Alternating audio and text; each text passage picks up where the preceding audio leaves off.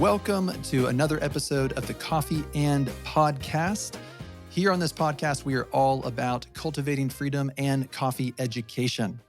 I'm your host, Philip Clayman. I'm one of the co-founders of Three Tree Coffee in Statesboro, Georgia. And we've been doing a multi-part series that's just unpacking how does coffee get from the farm to your cup? And so we already aired episode 1 in December with Harry Hutchins with Finca Teorito. He shared a lot about the farm level and how they grow and harvest coffee. We then had Joey Stazzoni with Cafe Creole on last month to tell us a little bit about the logistics of getting coffee from the farm to the roaster. And boy, that was wild. There was missiles in the sea. There's labor strikes in Jamaica. If you haven't listened to that one, go give it a listen. There's some wild stories about all that can happen just to get coffee from the farm to the roaster. And then today I'm really excited to talk about the roaster to the shop. I've got Seth Puckett on, who is one of the production roasters at Onyx. He's also over quality control there. I'm super pumped to have him on the show just to tell us a little bit more about how coffee is roasted. So Seth, thank you for joining us today. Thank you for having me, Philip. Yeah. So a little shout out real quick. So for those who don't know, and if you're in the coffee industry, you do know, Onyx is just a pillar in the specialty coffee industry. They're an incredible organization. They produce really stellar coffees, and they've got lots of transparency about how they source their coffees, where they get it from. And we just have so much respect for them and what they do. And I actually got an Onyx sampler box about a month or so ago. And Seth, there was a few different ones in there. I'm pretty sure there was an Ethiopia Gadeb. I know there was a Burundi Long Miles, and both were just fantastic. So anyways, love what y'all do. And I'm just curious, what is your go-to coffee right now at Onyx? Man, it sounds so basic, but sometimes you just get tired of crazy coffees. Lately, I've been on a Southern weather kick, just something I can sip on in the morning, not have to think about it, just good, sweet, complex, nutty, But if you're talking a single origin, we have a coffee called, the producer is Dario Flores from Colombia. And it's a washed coffee, but you would never know it. It's so punchy and like fruit forward, but very clean, like crisp apple. And it's pretty stunning. I really love that coffee. Awesome, man. And tropical weather is one of your blends that you have at Onyx, correct? Yes. Awesome. Very cool. Well, excited to unpack more just about roasting and your experience with roasting. But first, just tell us a little bit about yourself. Awesome. So, yeah, I grew up in a pretty small town in South Arkansas in the mountains, the Ouachita Mountains. Never really knew what I wanted to do. So I went to school. Originally, I was a biology major.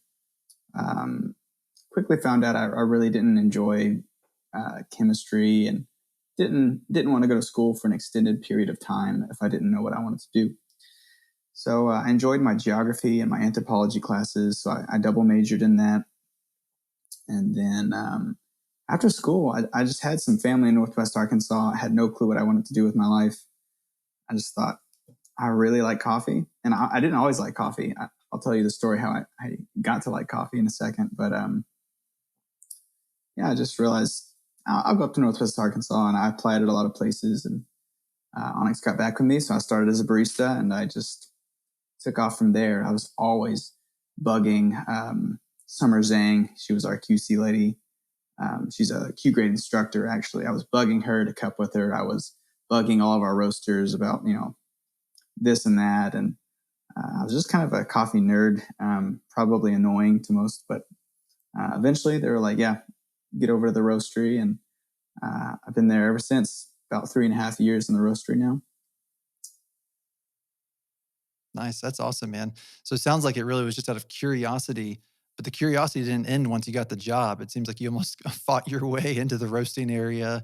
Is there another area you want to fight your way into to learn more about? I would love to get more into purchasing green coffee. I think I'm a people person. I really love getting to know the person behind the coffee. Like I remember the first time when I went to Honduras, I met like several producers of coffees that we had. I was like, wow. This is the guy. Isaias Fernandez is one. He had an amazing Paranema. Just tasted like brown sugar. and to put a face to a coffee. I was like, wow, this is so cool. Had a blast. So hopefully I'll move into that at some point. Mhm. That's awesome. Transitioning from barista to roaster, pretty easy transition, or was it kind of a just getting thrown into the fire Mm. sort of situation? Yeah, no pun intended, thrown into the fire. Yeah. There really was no pun Yeah. intended. It's completely different, I'll say. But I guess the thing that, if it's a Venn diagram, the thing that, the middle part is just the love of black coffee and just what all that black coffee can taste like.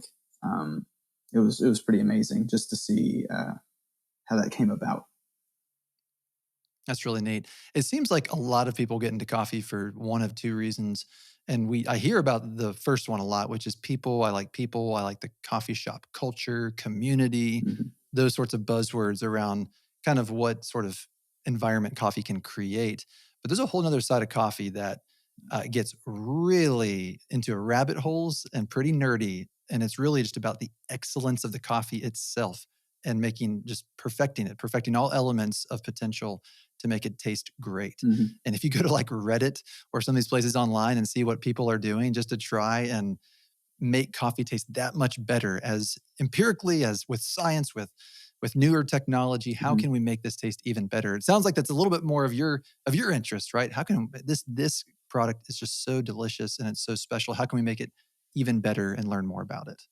Yeah, it sounds pretty accurate. I love just what the terroir, like where the coffee is grown, can influence it so heavily. I love interesting coffees, new coffee varietals or you know crossbreeds or whatever you'll call them. Yeah, I think I am amazed, most every day at just like how good coffee can be and how it always surprises me. Mm, absolutely. Always more to learn. That's really cool. So now let's start diving a little bit into roasting. So if you could just give us an overview of what's happening during the roasting process. When you're roasting coffee, what are you doing? Awesome. So there's two, I'd say, main things that you're doing when you're roasting. Heat destroys acid, uh, generally.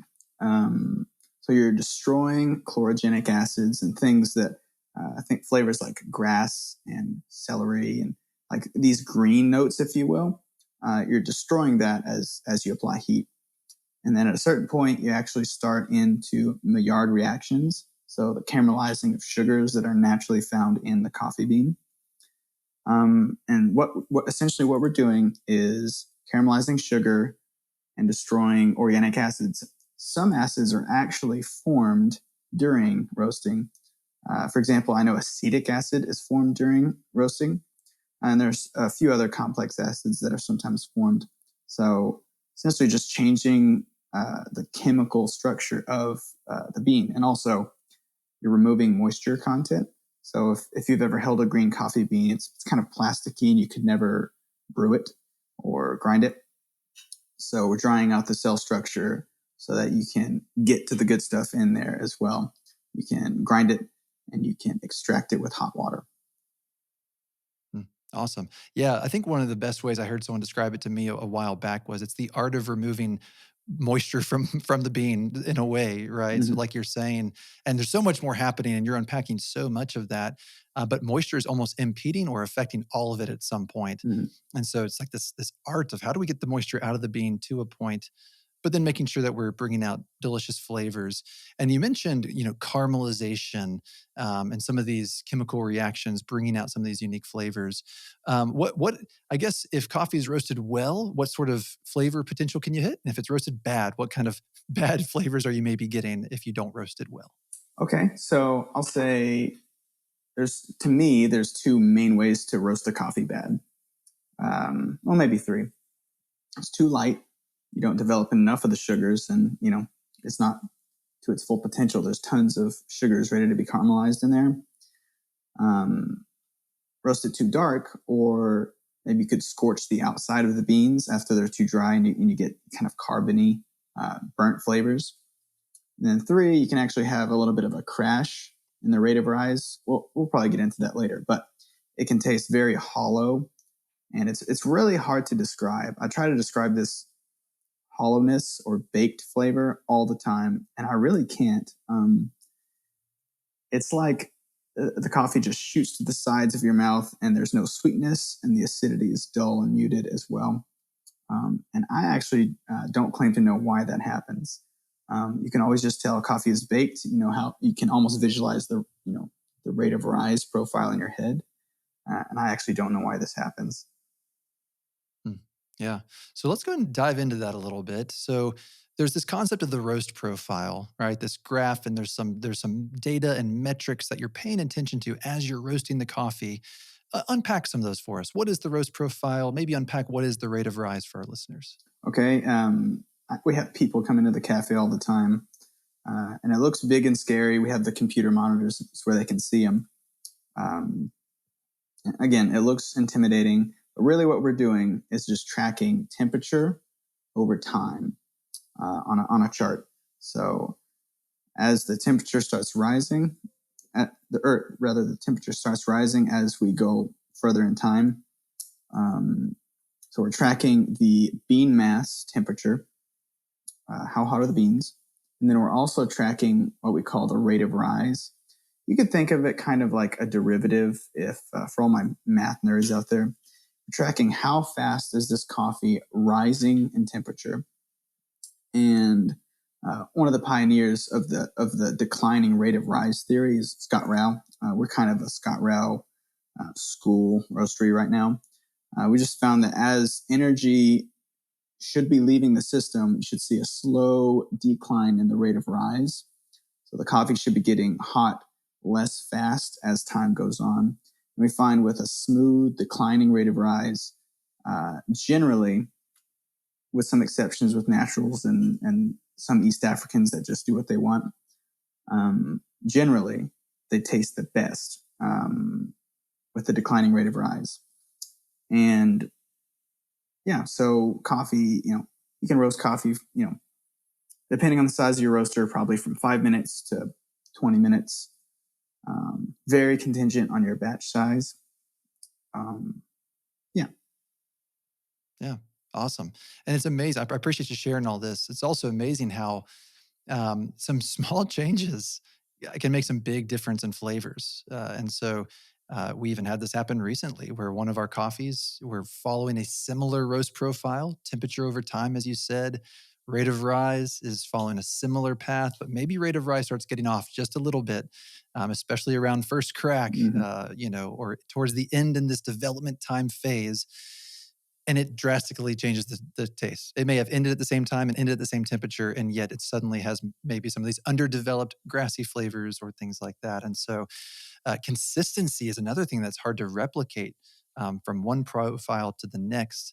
But the profile is kind of your map, right? Once you hone it in, it's kind of your map to know, how do I roast this coffee the same so that it's tasting the same and delicious every time? Cool. Okay. So I hear coffee described as an art and a science a lot. What do you think about that saying? And do you agree? How do you reconcile both of those together in coffee roasting? Wow, that's I couldn't put it better myself. It is an art and a science in that we use a lot of fun scientific techniques like measuring temperature and rate of rise and things like that. Development time ratio after the cell structures. There's CO2 trying to get out of the beans, and so you have that first crack as the cell structure deteriorates and can't hold the CO2 in. So you have all these metrics and data you can look at. At the end of the day, I think there's an important human element because you can roast coffee the same exact way every time. Sometimes, something happens, air temperature outside, there's just something a little bit off, and you need to make a kind of an audible play call like, hey, this needs to drop at this time, or I need to move the gas to this so I get a similar profile. And something machines cannot do yet is taste. So the machines don't know how, they don't know how a coffee tastes. I think there's a fun, important human element in that, we know what tastes good. And so we know how a coffee should be roasted.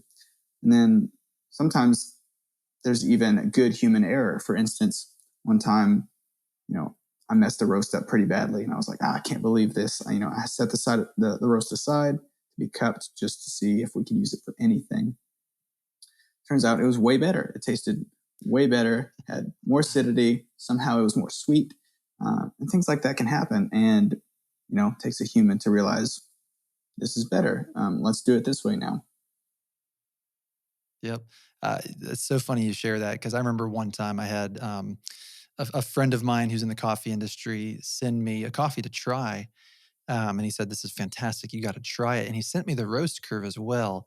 And by all metrics and looking at a roast profile, I did not think it was going to taste good. The roast profile pretty much completely stalled at the end and was flatlining in terms of temperature for like a solid minute. I mean, it was like, oh man, this is not looking good. I don't think this is going to taste good. And I tasted it and it was fantastic. And I remember that was kind of eye opening to me because that was in a season when I was just so into the statistics and the metrics and the science side, right, of coffee roasting. And it kind of brought it back to it really is all about taste. And there's probably lots of different ways to get to lots of different good tastes. And so I remember that was very eye opening to me of you can't judge a book by its cover. And it really is. It comes down to the flavor and the taste. And it seems like you're saying similar things. So. Yeah, definitely. Well, cool. So you're looking to maybe get new coffees. Onyx is looking to get new coffees. What are some things that are important when you're looking for an unroasted coffee to make sure that it's going to taste good once it's roasted? Good question. So first of all, we always take moisture and density readings of our coffees to make sure that everything's in parameters. They were stored and dried properly. Then, as far as, visually, we just look for insect damage, any kind of milling defect. But then once we roast it, it's kind of, the proof is in the pudding. If it tastes good, we're going to buy it. Doesn't matter if we know the farmer, doesn't matter if it's a highly touted varietal. The coffee has to taste really good. Yep. How many coffees are y'all trying at a time? Like you need to choose a new coffee. If you're choosing one new coffee, but how many coffees are you trying to find the one? Well, we get sent a lot of samples per day. Dakota Graf does pretty much all of our green buying. So it's up to him. But usually for single origin, he will go to farms and buy the ones he wants. So you can cut 50 batches or 50 lots rather. For our blends, that's pretty difficult because we're doing so much volume now. We did something like 1.3, 1.4 million pounds in 2023. That's a lot for all of our listeners. Yeah. So we're doing a lot per week. And so going through so many containers of coffee, we need to try a lot of day lots from lots of different places, and we will blend those into essentially a blend, if you will. And we try to keep those all cupping at least in 86.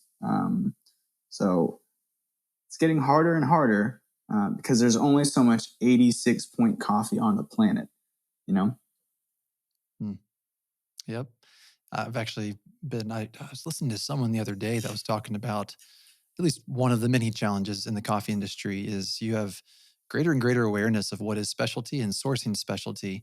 And the demand seems to maybe be outgrowing the supply in terms of farms that are really producing high scoring lots with great quality control practices and things like that. And so it sounds like you're literally experiencing that just within your own business because y'all go through so much volume that how do we keep this standard high when there's only so many lots to possibly choose from? Exactly. Yeah. So you've sourced this coffee. You're roasting over 1 million pounds a year. Tell me about some of the equipment you're using. How many roasters do y'all have? How big are your roasters? What's some of the equipment look like in y'all's roasting facility? Awesome. So we have all of our green coffee stored in the roastery in these giant brute barrels with wheels on the bottom. And we have our warehouse downstairs where we actually have a vacuum system that brings them up into the barrels. We have an assistant, full-time assistant, who weighs out our 70 kilogram batches. And then that person will bring all of our green coffee up from the warehouse or green storage. So we have those barrels. And then we have a 70 kilogram Diedrich and a 35 kilogram Diedrich. So the 70 kilograms are our workhorse, all of our blends on it. It runs about 14 hours a day. We have 2 shifts on it. Then we have a 35 kilogram, which is our single origin machine. And that's where we do all of our single origin stuff. And we also have a 12 kilogram. That was our first roaster, sort of out of commission. Sometimes we have a little fun. We'll roast a, 10 or 15 pound batch on it just to see, it's like a big sample roaster right now. And we also have 2 pretty cool sorting machines called Savdas. I don't know if you're familiar.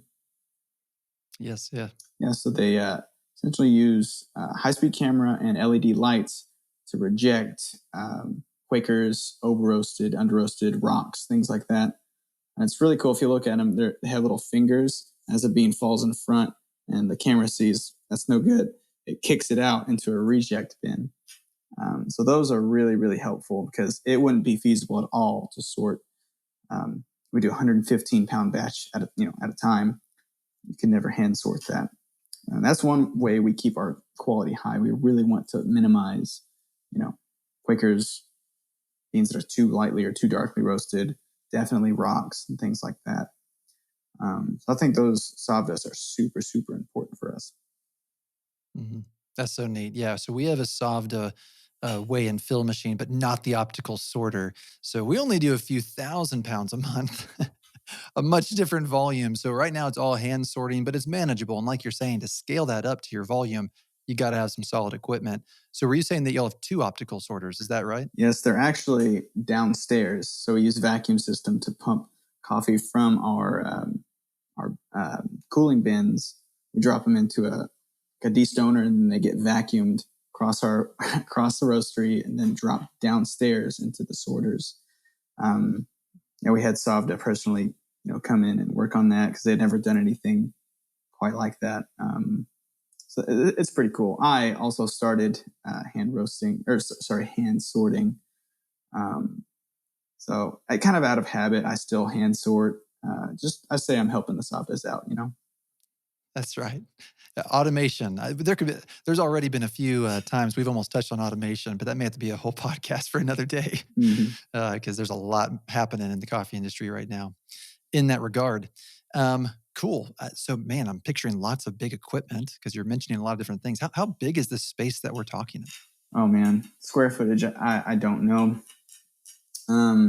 Our production area and our training lab is downstairs. Our green storage is downstairs. We can fit probably, 30, 35 pallets of coffee downstairs. And we have to make a coffee run from a bigger warehouse across town twice a week. We're going through like a lot of pallets a week. It's a big roastery. It's a big operation. It's funny when people walk in for the first time, you can always tell it's their first time. They're looking around like, what is this place? Yeah. It looks like Willy Wonka's chocolate factory, I'll say. We're basically the Willy Wonka of coffee right now. Man, you just got to get a golden ticket in one of those bags or something. I know. We have some golden with that coffee branding. boxes. It's sort of the same. I've heard about it, the Echelon. If any one of our listeners want to go look at those, they're awesome and they're expensive. They seem like a pretty awesome program. Yeah, it's awesome. We source some really, really nice stuff. That's one of my favorite parts of the job. That's probably why I'm burnt out on all the great coffee, because I taste 3 or 4 Echelon samples a week or whatever. Yeah. Oh man, Spoiled. And that absolutely, that really does happen. I think that's worth just stopping on for a second and just highlighting for some of our listeners, because I've seen it happen with our staff. I've seen it happen with myself. Just the more coffee is so much fun just to dive into and learn how to just make it better and better and better. But it kind of does ruin your coffee experiences over time more and more in a way. It's really interesting because once you start tasting some really phenomenal coffee, like Seth, you just said, it kind of spoils you, right? You're like, man, I know it could taste better, you know? Hmm. And so, anyways, anytime we hire on new employees, I always tell them, hey, your favorite coffee shop you used to go to, there's a pretty good chance that you're not going to enjoy that anymore. And we're sorry. And we're not even the best of the best, but still, there's just tiers here of getting better and better. And as you get better and better, it can kind of start to ruin some of the other experiences. So I'm glad you were honest in that regard. And I'm sure if I tasted an echelon too, it would change some of my perspective. My dad put it this way. He said, 'cause I always give him really nice coffee. He said, I don't know how often, you know, an addict of something would thank their drug dealer, but thanks for giving me this nice coffee. You ruined me. Nice. That's awesome. All right. So next thing I want to ask is, if it isn't obvious already, Onyx is a very large coffee roaster, but very well respected both for its quality, but also for their ethical and sustainable standards. If you go to Onyx's website, there's a lot of transparency on how much they're paying at different prices are paid at different points so that we're making sure that farmers are empowered and not exploited, which I just think is amazing. I would love to hear from you, Seth. What are some tangible ways that you've just seen that implemented day in and day out, right? It doesn't have to be anything fancy, but just what does that look like on the ground level to make sure that you're sustainably sourcing ethical products? Yeah. So we have transparency grade. So like an A plus would be like, we know the farmer by name. We probably eaten dinner with his family at his farm. We're always asking him what he needs. So for instance, if, it's all about cash flow, because they could have a great crop. They need money for, you know, organic fertilizer, all these things that you need to run a farm. If they don't have that right now, I know the owners John and Andre have given an advance rather on. I guess that's how you would say it. Like we would give them money ahead of time so they can make a great product, and we contract early. And we try to know each farmer. Of course, we import a bunch of coffee as well, but that's one way that I've seen us actually take ethically, sustainably sourced to the next level. Yeah, that's really cool. So my degree was in agriculture, and something that I remember learning a lot about, and I see it still as, in a lot of agrarian economies, there's a lot of poverty. And when you're in poverty, the concept of delayed gratification, I'm going to do something now that will pay Mm-hmm. off more in the future, is just very difficult to wrap your mind around because we're just trying to make it through right now, right? Mm-hmm. It has to be short-term thinking because we're trying to get food on the table and things of that nature. And so it's really neat to hear this, right? That the founders of this organization are saying, hey, if some of our farmers are struggling to ensure quality standards and get this coffee to us up front, we're willing to front them that cash to almost help with that gap, right? And say, hey, Mm-hmm. we'll help you out up front. And then, of course, the coffee comes later. Mm-hmm. It sounds like a really neat way. And then the transparency score, super neat to hear how you're even grading yourself, right? On how much can we share with you about this coffee. Um, Very neat. Um, all right. So next question. Onyx has lots of wholesale partners all over. Um, Something that I would be concerned about or trying to figure out is how do we make sure that this coffee is strong quality across the board, right? No matter who's making this or drinking it. What are some ways that y'all have tried to navigate that challenge?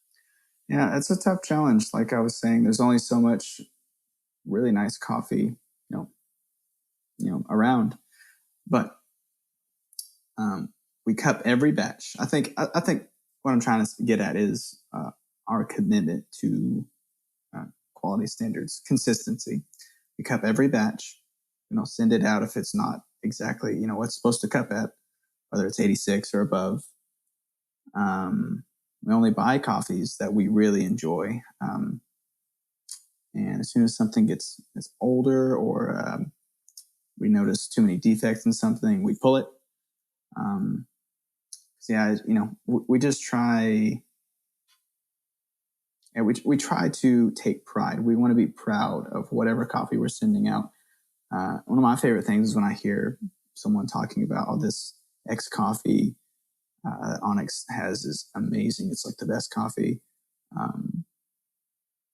I take pride in that. I want to only send out stuff that I'm really proud to put my name on. Mhm. Yeah.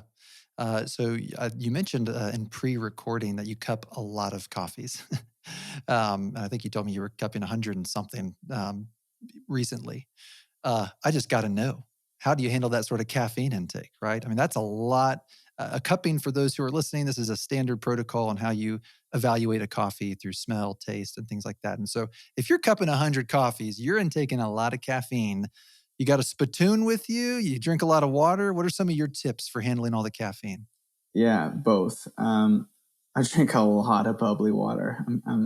I love bubbly water, but I drink a lot of water. And yes, we have spittoons. We don't want to, yeah, you would get way too caffeinated cupping that much coffee. Yeah, I think one time I did cup about 100 batches between test batches, the day's QC, maybe like an auction lot or two. It was a lot. Dakota, that guy cupped a lot.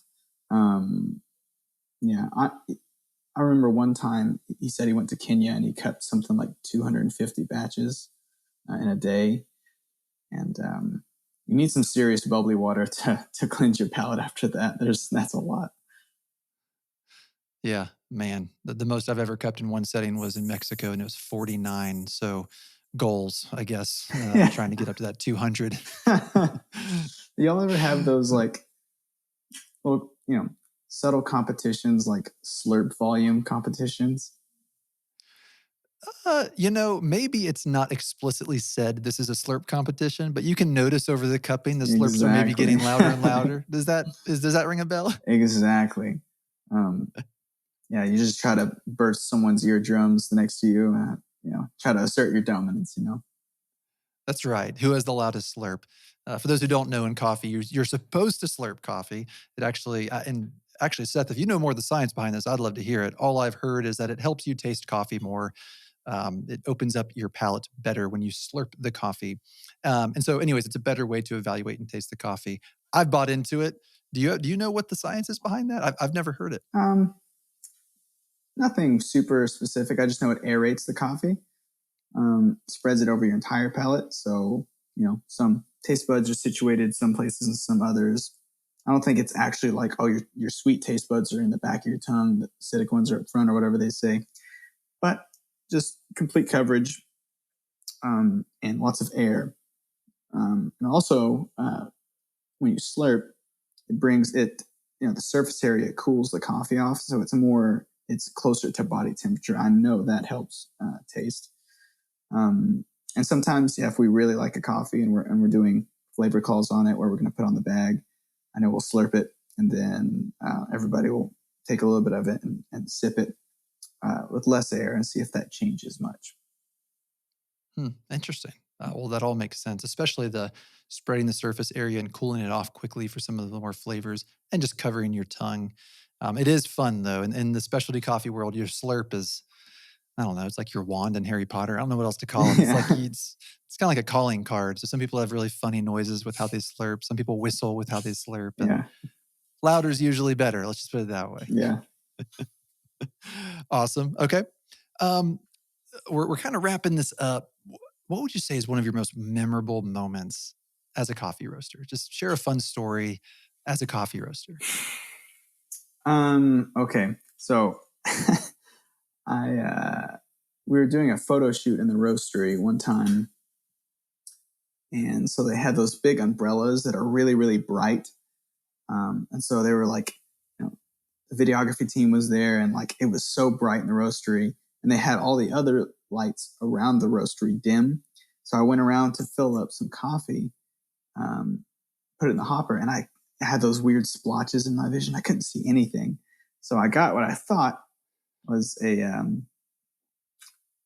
man, what was it? It was some natural, and I was blending it with a washed Ethiopia. It was an anniversary blend we were doing 2 years ago.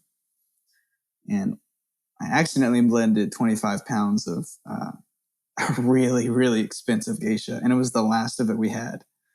And so I pushed the barrel under the vacuum chute because I needed more. And the assistant came up and said, "Why is the geisha under the barrel?" I was like, "It's not. It's whatever coffee." And he said, "No, it's the geisha." And so I just started pouring sweat because I thought, that's the last of this coffee we have. It's super expensive. And I just put 25 pounds of it with a washed Ethiopian in it. I'd already loaded it into the hopper, and I was like roasting it. I just like got cold sweats. I was like, man, I don't think they'll fire me, but they could. Man, this is rough. Um, and so I just roasted it exactly like the decade blend that we were already doing. And we had a friend that won the Cup of Excellence that year, came in like a few days later, and we put that on the table, and he scored it like a point, maybe a point and a half better than his Cup of Excellence, like first place Cup of Excellence. It was awesome. It was like, yeah, and we couldn't sell it. So I was just like grabbing bags of it and giving it away to my friends and family because it was so, so good. It was a happy accident. Yeah. As one of my heroes would say. It's like, that was, I went from like, oh, I'm going to get fired to like, oh, we had a great time and got to give amazing coffee away. But I did get told, don't do that again. I was going to ask, was there any sort of repercussions? I'm sure something was said. I think we had to overnight 25 pounds from the farm. I was in a little trouble, but luckily the coffee was awesome. And so it was kind of swept under the rug. There you go. I think you said a happy accident, right? Like it turned out okay. Yes. That's really cool. Well, appreciate you sharing. Last question. I ask a lot of people in the specialty coffee industry this because I'm just curious to hear people's thoughts on how they perceive this industry called specialty coffee. What is something that you see changing in the specialty coffee industry over the next 5 to 10 years, whether it's for better or worse? How do you think this industry is going to evolve? Yeah. So as specialty coffee becomes more well known and people are more aware of it, everyone's starting roasteries. The industry is a little bit saturated, or becoming that way at least. I think it's going to be harder to come by really nice coffees and a lot more expensive to come by these coffees. So for the consumer, I'm concerned that in the next 5 or 10 years, it'll be a bit more unaccessible again. And hopefully, there's, farming practices are changing and evolving, as well as the climate. It is probably getting warmer. So those really nice coffees are having to move up higher and higher. So yeah, I think it's, I wouldn't say not bleak, but it's going to change. Good coffee is going to come, it's going to be a little bit harder to come by.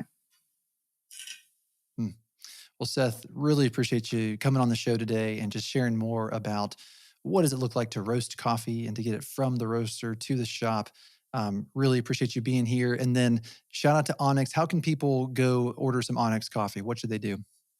Yeah, just get on onyxcoffeelab.com. We have a ton of offerings right now. I mean, we have a lot of really good stuff, probably 30 different blends and single origins all together. So just order some up and definitely let us know what you think. All of our customer service people actually care what you think. That's awesome. Well, Seth, thank you so much for being on the show. And to all of our listeners, just thank you so much for riding this journey with us and learning more about coffee and how to cultivate freedom. If you could do us a favor and just subscribe, follow, these things really matter just to help us get this podcast out to more people. And so if you could just take a few seconds to do that, I would really appreciate it. And until next time, I'm your host, Philip Klayman, and thank you for helping us cultivate freedom.